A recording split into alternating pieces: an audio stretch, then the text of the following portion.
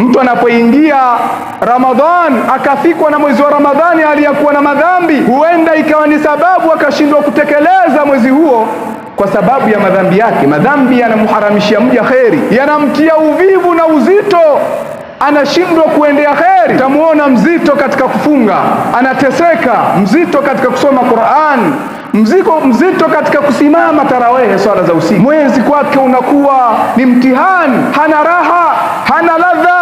Vipi ataafikishwa huyu mja?